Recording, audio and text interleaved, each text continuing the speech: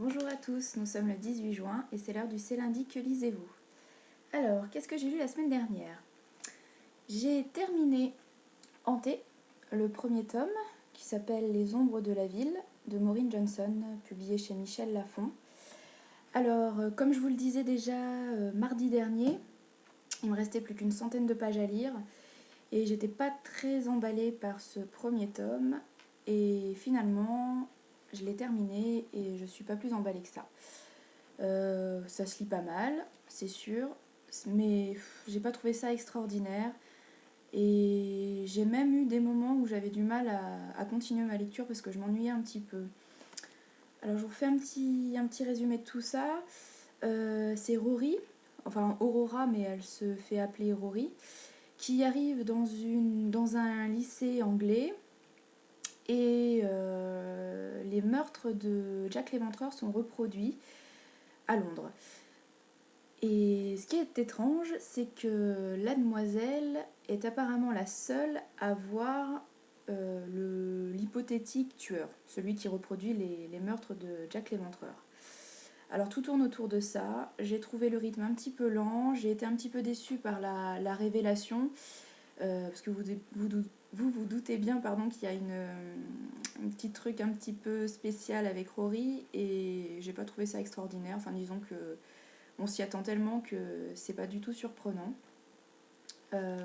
Et puis j'étais un petit peu déçue aussi par la résolution de l'affaire, le pourquoi du comment. Bref, c'est sympa à lire, mais ça m'a pas emballé plus que ça. D'ailleurs, la fin de ce tome est pas mal ouverte, mais je suis pas non plus pressée de lire la suite.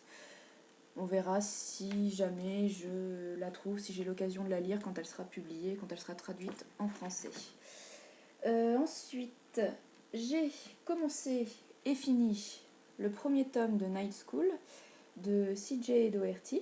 Excusez-moi mon accent anglais assez pourri. Alors là, c'est publié chez Robert Laffont dans la collection R. Et contrairement à Hanté, que j'ai lu juste avant, et ben là, j'ai été embarquée du début à la fin. Beaucoup de suspense. Et j'irai pas jusqu'à dire que j'ai adoré, mais franchement, je l'ai dévoré, ça se lit super bien. Alors, je compare les deux parce qu'en fait, ça commence un peu de la même façon et c'est un petit peu le même environnement puisque l'héroïne, Ali, arrive elle aussi dans un nouveau lycée, dans un lycée privé et ça se passe aussi en Angleterre. Et donc, on a un petit peu tout ce qui se passe dans les lycées, les relations entre les lycéens, les garçons, les filles, tout ça. Et c'est pour ça que je compare les deux titres. Voilà. Et j'ai trouvé que Night School était plus prenant que Hanté. Alors apparemment, il y en a beaucoup qui pensent le contraire, mais je sais pas. Peut-être que c'était pas le bon moment pour moi pour Hanté. Peut-être que j'avais besoin d'un livre comme Night School au moment où je l'ai lu la semaine dernière. Je sais pas, mais j'ai beaucoup aimé.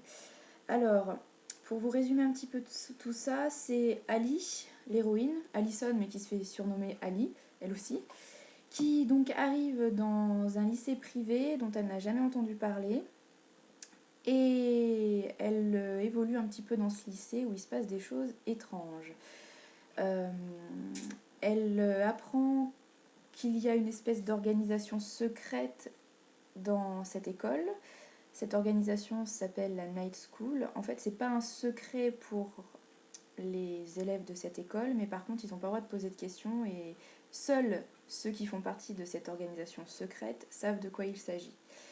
Alors, il se passe plein de choses, il y a des accidents, oui, on va dire ça comme ça, et Ali se pose beaucoup de questions.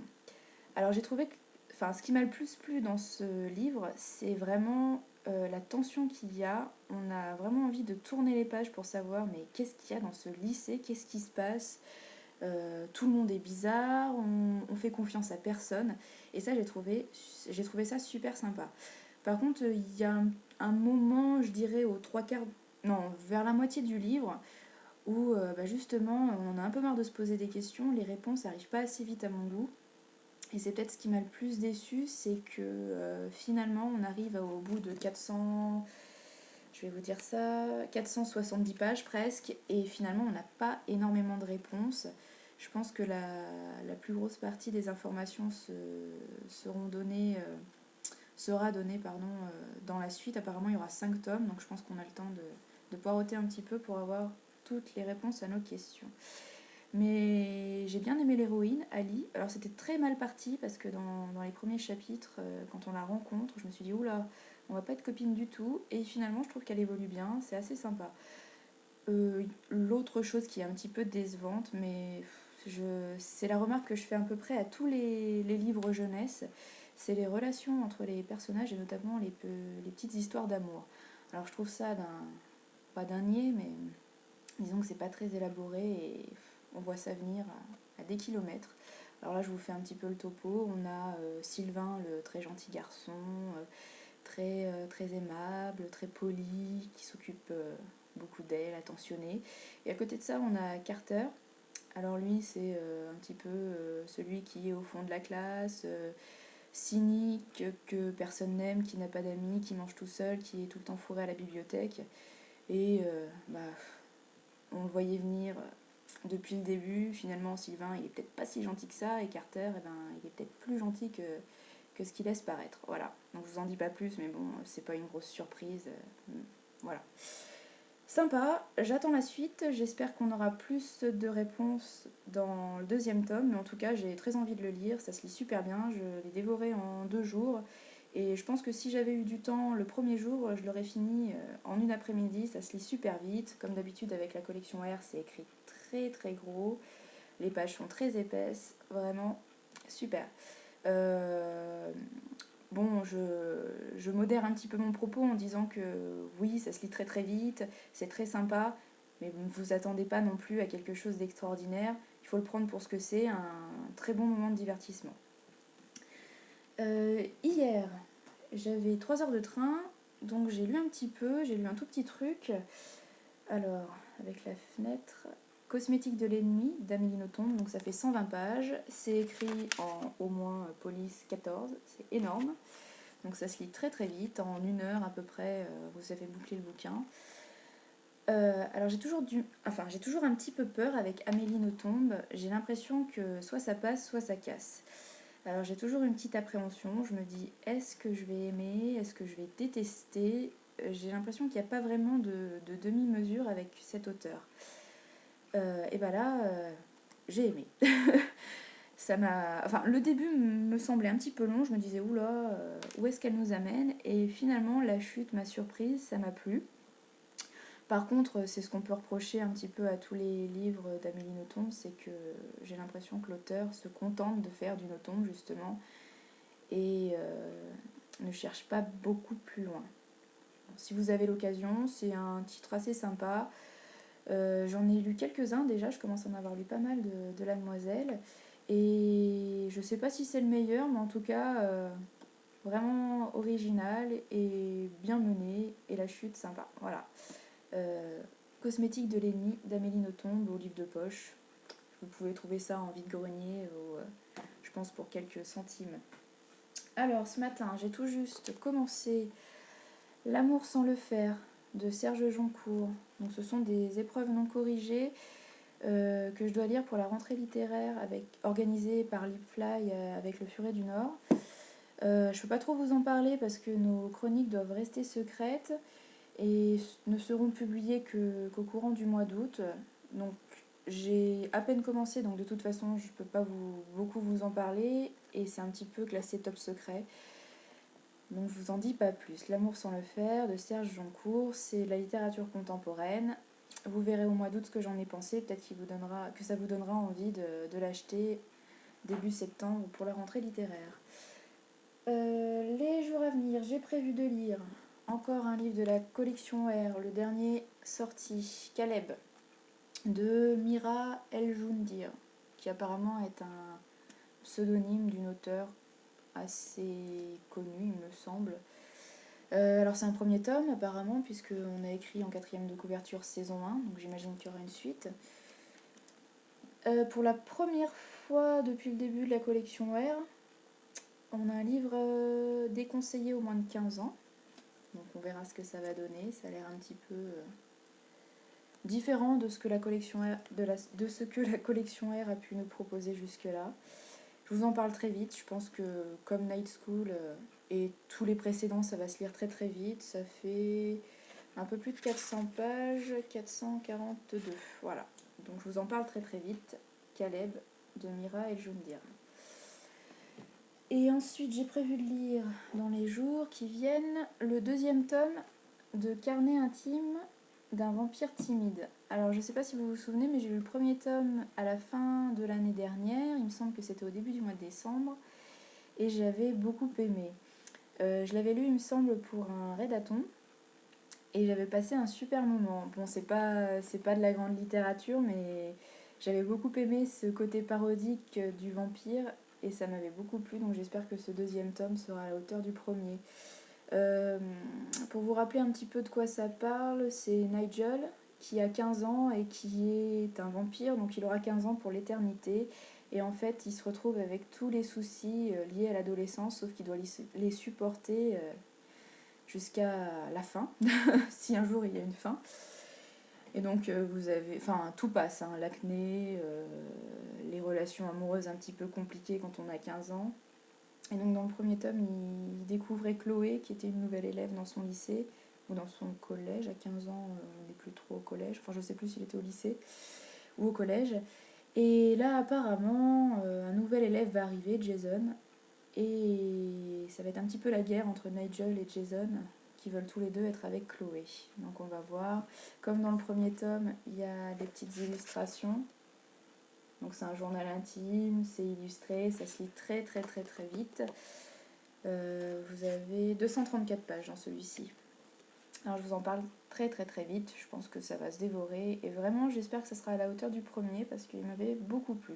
Si ça vous intéresse, vous pouvez aller voir la chronique, je vous dis ça doit être daté du mois de décembre 2011, il me semble que c'était à ce moment-là. Voilà, j'ai juste prévu 2 livres pour la semaine à venir puisque de toute façon il faut que je finisse L'amour sans le faire de Serge Joncourt, donc ça me fait 3 livres, je pense que c'est une moyenne assez satisfaisante. On verra, peut-être que j'ajouterai quelque chose, comme le notombe que je n'avais pas prévu la semaine dernière, mais j'avais envie de lire quelque chose d'assez rapide et de varier un petit peu mes lectures parce que j'enchaîne un petit peu les livres jeunesse ces derniers temps et même si c'est agréable, c'est pas que j'en ai marre, mais j'ai envie de lire autre chose. Donc là en fait je termine avec Caleb et Carnet intime d'un vampire timide et je pense qu'après je vais me faire un classique ou un classique genre Jane Austen ou quelque chose comme ça, ou alors vraiment de la fantasy pure et dure, je sais pas, continuer peut-être l'Assassin Royal ou commencer le Trône de Fer, je sais pas, mais quelque chose qui changera un petit peu parce que la littérature jeunesse, la young adulte, c'est bien mais avec modération quand même. Voilà, qu'est-ce que je voulais vous dire aussi? Oui, je voulais vous répéter, parce que je l'ai déjà dit sur la page Facebook et je l'ai dit sur l'article d'hier sur le blog, mais j'ai ajouté un livre à gagner pour le concours des 6 ans. Allez y faire un tour, allez faire un tour sur l'article qui présente le concours. C'est le premier tome d'Alexia Tarabotti, du Protectorat de l'Ombrelle de Gail Carriger, Sans âme. En format livre de poche qui vient de sortir. En fait, si je le mets en jeu, c'est que je l'ai reçu en double lors d'un swap. Et donc, je me suis dit, tant qu'à faire, autant vous en faire profiter parce que je l'ai lu il y a quelques semaines et ça m'a vraiment beaucoup plu. C'est très amusant. C'est du pur steampunk. Alors, pour ceux qui veulent découvrir le genre et qui veulent s'amuser tout en gardant l'esprit un petit peu vampire, loup-garou et tout ça, dans le Londres du 19e siècle, ça vaut le coup. Alors n'hésitez pas à participer au concours. Je l'ai précisé, mais ceux qui ont déjà envoyé leur participation et qui veulent aussi tenter leur chance pour ce premier tome des aventures d'Alexia Tarabotti, n'hésitez pas à me renvoyer un mail ou à me recontacter de n'importe quelle façon, du moment que je le vois. N'hésitez pas à me dire et à participer pour ce livre-là. Donc si j'ai bien calculé, ça fera 7 gagnants en tout. Et je le répète, mais c'est ouvert à tous, c'est jusqu'au 5 juillet à minuit. Alors n'hésitez pas à faire passer l'information. Je vous attends. Pour le moment, je pense, si je ne me suis pas trompée, que vous êtes 38 participants, 38 mails très très très très gentils, donc je vous remercie, ça me fait très plaisir. J'ai juste évincé une participation qui me semblait vraiment euh, limite, puisque la personne qui m'a envoyé ce mail se contentait de me dire bonjour, voilà mes réponses, merci, au revoir. Et comme je vous le disais, j'attends pas un mail lèche-bot, mais bon, au moins un minimum d'enthousiasme, que vous me montriez que vous avez envie de découvrir les livres que je vous offre, et pas forcément que vous ne participiez pas seulement pour avoir un livre gratuit, quel que soit le livre en jeu. Voilà, je voulais aussi vous rappeler que vendredi dernier, nous étions le 15, il n'y a pas eu de numéro du 15 littéraire, je m'excuse encore une fois, mais je me rattraperai le mois prochain. Et donc pour me faire pardonner et pour vous faire un petit peu patienter, j'ai lancé un nouveau rendez-vous, un rendez-vous qui sera aussi mensuel et qui est musical, parce que la musique, c'est quelque chose qui fait partie de ma vie, qui fait partie de mon quotidien, et je pense que j'écoute plus de musique que je lis. J'écoute de la musique tout le temps quand je suis chez moi. C'est difficile à dire, à part quand je regarde une série ou un film, ou quand je tourne une vidéo. Parce que déjà que le son est mauvais, au début j'avais pensé vous mettre un petit fond musical, mais je me suis dit déjà que vous m'entendez mal, c'est pas la peine. Donc voilà, la musique fait partie de ma vie et j'ai envie de vous faire découvrir ce que j'écoute. C'est pas forcément des choses qui sont très connues parce que j'écoute très peu la radio et je suis pas du tout variété, que ce soit française ou internationale. Donc voilà, je me suis dit que ça pouvait être sympa de vous présenter ce que j'écoute et ce que j'aime. Alors, exceptionnellement, j'ai sorti le premier numéro le 15, le vendredi dernier, mais dans les mois à venir et dans l'avenir, de toute façon, ce petit rendez-vous sera publié le 20 de chaque mois. Donc voilà, si vous avez envie de découvrir d'autres horizons musicaux, n'hésitez pas à venir écouter ça, à voir ça, parce que souvent je mets des vidéos, enfin je pense que je mettrai que des vidéos de toute façon, et à me donner des conseils, d'autres références qui peut-être pourraient me plaire. Vraiment je suis ouverte à tout et j'aime beaucoup découvrir de nouveaux groupes et de nouveaux musiciens. Donc je vous attends, n'hésitez pas à me donner vos suggestions en commentaire.